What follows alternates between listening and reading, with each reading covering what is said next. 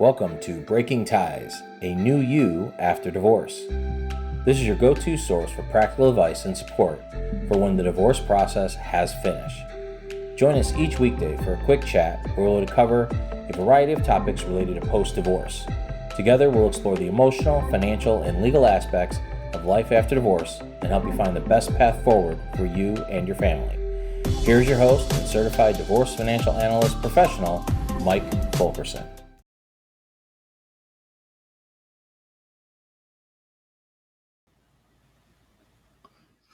Hi, and welcome back to Breaking Ties, a new you after divorce. I'm your host, Mike Fulkerson, financial advisor and certified divorce financial analyst professional. And today, our topic, is pretty practical and often challenging with regards to post-divorce life, and that is finding affordable housing. If you're navigating this journey and looking for tips on securing affordable housing after the divorce is finalized, then you're going to want to stick around here. Let's get into the steps and strategies to make this process smoother. We're going to start with assessing your budget and financial situation. Before you start the search for affordable housing, you got to take a closer look at your budget and financial situation, understanding your income, expenses, and any financial obligations resulting from the divorce. This will help you determine a realistic budget for housing. Next, we're going to explore local rental markets. Research rental markets in the areas you're considering for affordable housing. Different neighborhoods may offer varying rental prices. Look for areas that align with your budget while providing the amenities and conveniences you need for your new life post-divorce. Consider alternative housing options. Affordable housing comes in various forms. Explore options such as apartments, townhomes, or even shared living arrangements. Considering a range of housing types can expand your possibilities and increase your chances of finding an affordable and suitable home. Look for income-based housing programs. Many communities offer income-based housing programs that can provide affordable options based on your finances. Research local housing authorities and nonprofit organizations that administer such programs and inquire about what the eligibility looks like. You can also seek out rental assistance programs. Some government programs and nonprofit organizations provide rental assistance to individuals facing financial challenges. Research available rental assistance programs in your area and check the eligibility criteria for support. Now, you're going to want to utilize online rental platforms. Websites and apps dedicated to rental listings can be valuable tools in your search for affordable housing.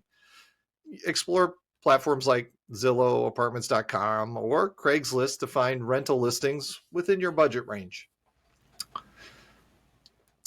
Consider co-housing or shared living arrangements. Sharing housing with roommates or joining a co-housing arrangement can significantly reduce living costs. Explore options for shared living that align with your preference and lifestyle, though. You can also negotiate rental terms. So when you find a potential rental property, don't hesitate to negotiate rental terms. Landlords may be open to discussions, especially if you can commit to a longer lease or demonstrate financial stability. Be clear about your needs and explore possibilities for negotiation. Be sure to prioritize your must-haves.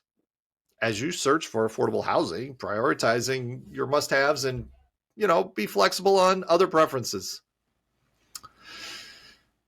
Identifying non-negotiables really does help streamline your search and increases the likelihood of finding housing that meets your essential criteria. So as we wind this episode down, finding affordable housing after divorce requires a strategic and thorough approach. By assessing your budget, exploring various housing options, and leveraging community resources, you can navigate this process with confidence and find a home that's really good for your next chapter in life. I want to thank you for joining me on this episode of Breaking Ties, a new you after divorce. Should you have any questions on today's topic or financial planning issues I can assist with, don't hesitate to reach out. My contact information is in the description. Divorce is not the end of your story. As we know, it is the start of your next great chapter. Take care.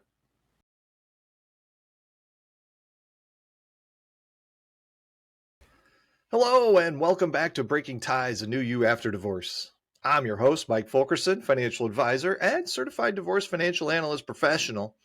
And today's topic we're going to get into is fairly important and, part of the post-divorce life, and that is how to best utilize a financial advisor after the divorce is finalized. If you've recently gone through a divorce or it's on the horizon, understanding the role of a financial advisor in this new chapter is key. Now, let's explore how to make the most of this valuable resource. Firstly, why even consider a financial advisor after divorce? A financial advisor can provide crucial guidance on managing your new financial landscape. From budgeting to investing, a financial advisor can help you make informed decisions and navigate the complexities of post-divorce finances. Assess your financial situation. The first step in utilizing a financial advisor is to conduct a thorough assessment of what you have going on. This includes understanding your assets, liabilities, income, and expenses. Sharing this information with your advisor lays the foundation for tailored financial advice. Establishing short and long-term financial goals is also something that will take place once the divorce is final. Work with your financial advisor to establish clear and realistic short and long-term financial goals, whether it's saving for a home, funding education, or planning for retirement. Defining your objectives helps shape a strategic financial plan. Budgeting and cash flow management take a different role after you're divorced, and your financial landscape is likely to have changed. A financial advisor can assist in creating a budget that aligns with your current financial situation and the goals you wish to achieve. Effective cash flow management ensures that your resources are allocated efficiently and effectively towards your goals. Investment strategy tailored to your risk tolerance is one of the key aspects of reaching some long-term goals. And your investment strategy should align with your risk tolerance and the goals you have set. A financial advisor can help design an investment portfolio that balances risk and potential return, ensuring that your investments align with your post-divorce financial plan. And, once the divorce is final, insurance considerations and protection planning also come up in discussion. It's critical to reassess your insurance needs. This may include health insurance, life insurance, or other forms of protection. A financial advisor can guide you in ensuring that you have adequate coverage to protect your financial well-being. Now, we're going to get into retirement planning and asset allocation because you're on your own now. So you're going to need a reset. Divorce can impact retirement plans, and so a financial advisor can assist in recalibrating your strategy, from understanding the division of retirement assets to optimizing contributions. A well-crafted retirement plan is essential for your long-term success. And then we get into some tax-efficient planning and strategies. So post-divorce, your tax situation may have changed. A financial advisor can help you navigate tax-efficient planning strategies, ensuring that you maximize available deductions and credits. Now, this isn't to say they do the same as an accountant. An accountant also works with taxes in the current year and making those efficient. So you may need an accountant as well. You're going to want to have an emergency fund that's liquid after your divorce, just to accommodate for things that you just don't see coming.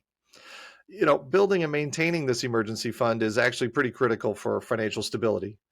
Your financial advisor can help you determine the appropriate level of liquidity needed for unforeseen events, providing a safety net for those expenses you just didn't see coming. You're going to want to do regular financial check-ins, whether it's every 6 months, every 3 months, every year, something. Establish a routine for these check-ins with your advisor. Any kind of change in personal circumstances, market conditions, or financial goals may warrant adjustments to your plan. Regular reviews ensure that your financial strategy remains aligned with your evolving needs. Now, In conclusion, utilizing a financial advisor after divorce is a proactive step towards building a secure and resilient financial future. By working closely with your advisor, you can navigate the complexities of post-divorce finances with confidence and clarity. I'd like to thank you for joining me on this episode of Breaking Ties, a new you after divorce. Should you have any questions on today's topic or other financial planning issues I can assist with, please feel free to use my contact information in the description. Email or call, either way works. Divorce is not the end of your story. As you know, it's the start of your next great chapter. Take care.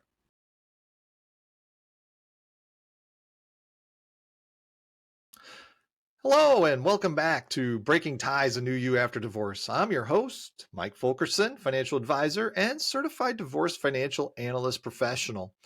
And today's topic, we're going to look at, something that touches the hearts of many parents who get divorced, and that is common children issues after the divorce is final.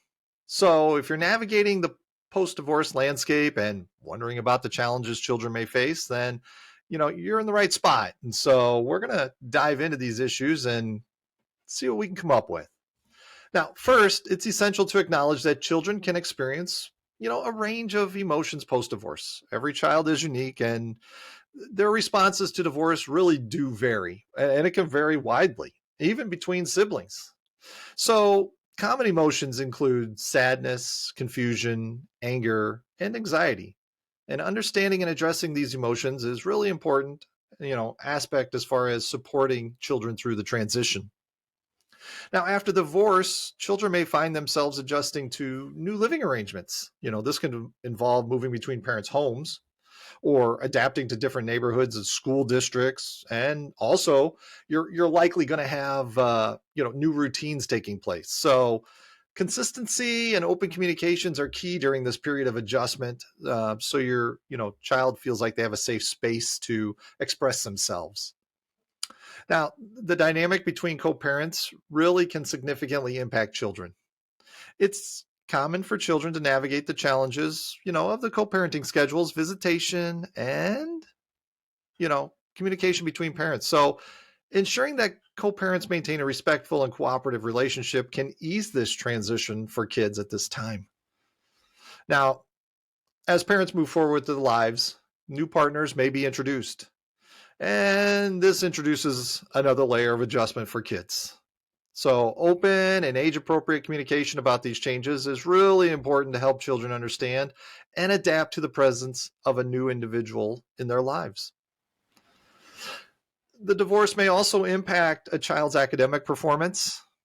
Changes in living arrangements, emotional stress, and adjusting to new routines can all contribute to academic challenges. I mean, there's a lot to take in once the divorce is finalized, even during the divorce process. And so monitoring a child's academic progress and providing necessary support is really critical during this time. Now, changes in the family's financial situation can also impact children. It may involve lifestyle changes, changes in activities or access to resources. You got to communicate openly about the financial changes and ensure that children feel supported and, can mitigate, the impact of these adjustments. I mean, you really want to try to make it as minimal possible, but they will be impacted. Now, children may experience concerns or anxieties related to custody and visitation arrangements. So we want to listen to the kids and their feelings, address any concerns they have, and work together to create a supportive environment for custody exchanges. Some children may actually benefit from counseling or therapy to navigate the emotional challenges of divorce. I mean, this is very common and can provide a safe space for them to express their feelings and develop coping mechanisms. So parents should be attentive to signs that indicate a child may need additional emotional support. Encouraging positive relationships between children and both parents is often really important. I mean, children benefit from having strong connections with both parents. That's a no-brainer. And efforts should be made to foster a supportive and loving environment in both households. Now, we're going to wrap up, today's discussion on, the post-divorce, be, what happens with kids and things. I mean, it really has its own set of challenges.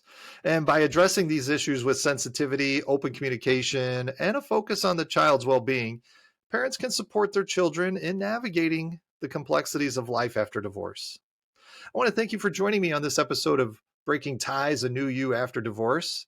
Should you have any questions on today's topic or financial planning issues that you're facing that I can help with, my contact information is in the description. Call, email, it's all good by me. Divorce is not the end of your story. As we know, it is the start of your next great chapter. Take care.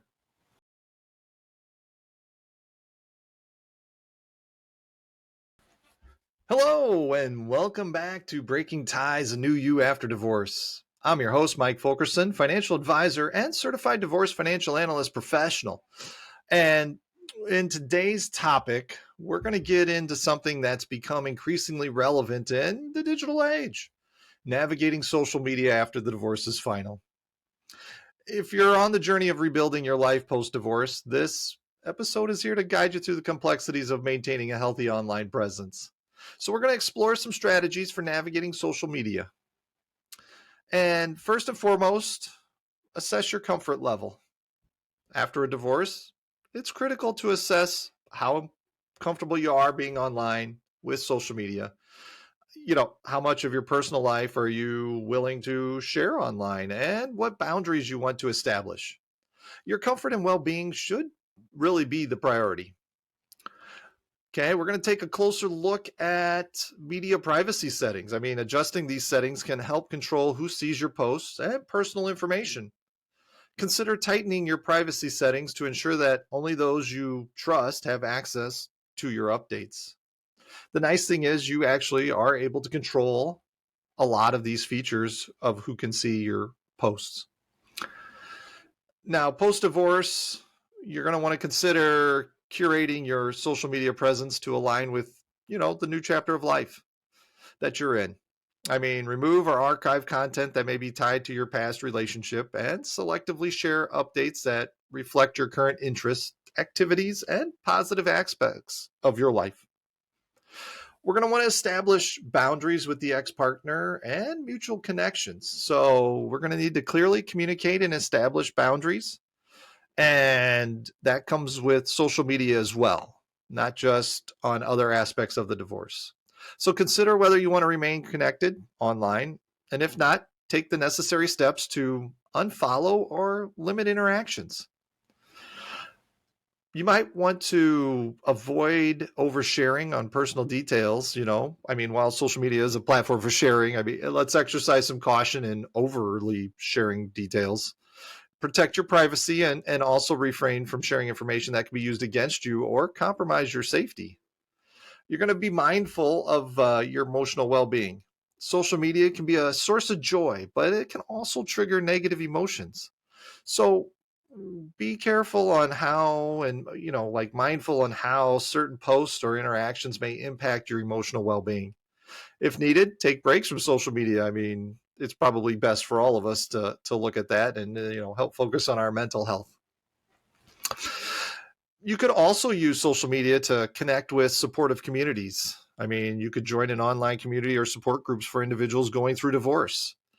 And by connecting with those who share similar experiences, you can get a sense of community and understanding during this challenging time. Celebrating achievements and milestones using social media is often, a good way to go. You've got personal growth, accomplishments, and positive experiences to, reinforce that self of empowerment and resilience that you have now.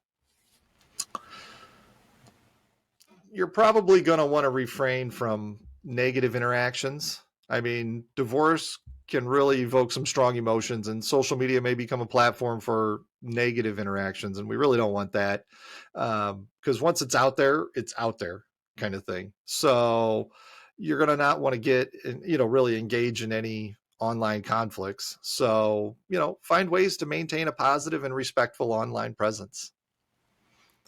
So you could seek some professional advice on social media. I mean, if navigating social media feels overwhelming, consider seeking some support. Therapists or counselors can provide guidance on managing the emotional aspects of social media during and after the divorce. So, wrapping up today, navigating social media after divorce is really a personal journey that requires intentional choices and boundary setting. So, by assessing your comfort level, curating your online presence, and prioritizing your emotional well being, you can actually use social media as a tool for positive self expression. I'd like to thank you for joining me on this episode of Breaking Ties, a new you after divorce. Should you have any questions on today's topic or financial planning issues that you need some support for, I'm happy to help. My contact information's in the description. Just call or email. Divorce is not the end of your story. As we know, it is the start of your next great chapter. Take care.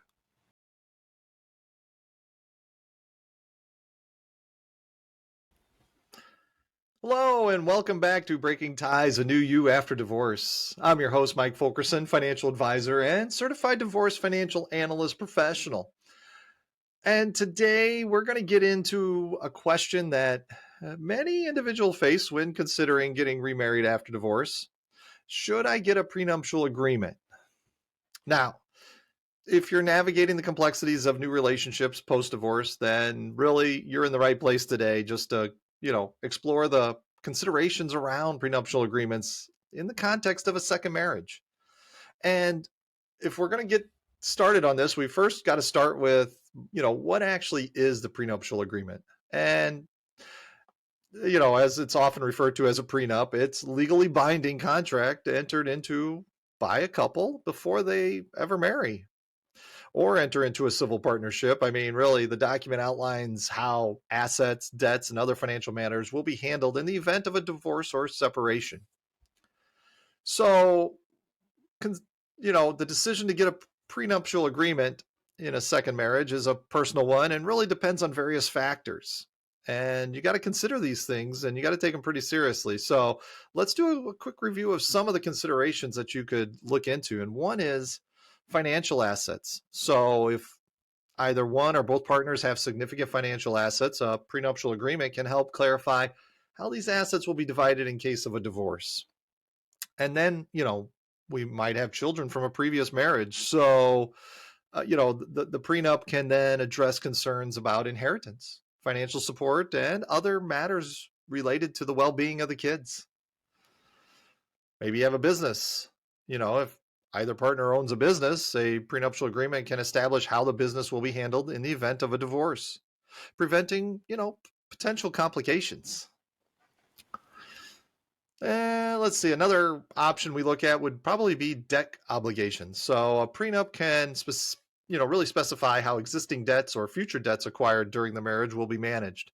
So providing that clarity and protection for both parties. And let's look at one more here.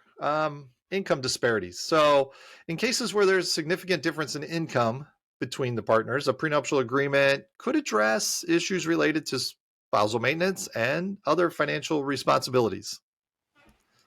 Now, before considering a prenuptial agreement, you got to have open communication between between you and your partner. Discussing financial expectations, concerns, and long-term goals really can provide insight on whether a prenup is even necessary and what terms should be included.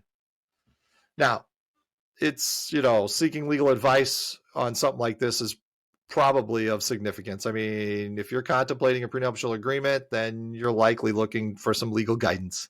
And each party really should have their own attorney to ensure the agreement is fair, legally sound, and reflective of both individuals' interests. So, some individuals may feel that a prenuptial agreement implies a lack of trust. It's important to approach the topic with, extreme sensitivity and communicate that a prenup is a proactive measure to provide clarity and protection for both parties should things not work out.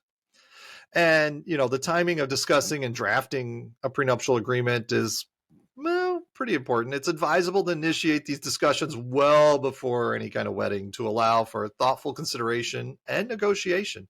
Really, a lot of discussions is what you're after to make sure everything's good. You really want a well-crafted prenuptial agreement. It would be, fair and transparent. Both partners should feel that their interests are considered and that the terms are reasonable and equitable. So as we wrap up this episode, whether to get a prenuptial agreement in a second marriage is really a personal decision that should be based on open communication, mutual understanding, and careful consideration of financial factors. So seeking legal guidance ensures that the agreement is legally sound and protective of both parties' interests.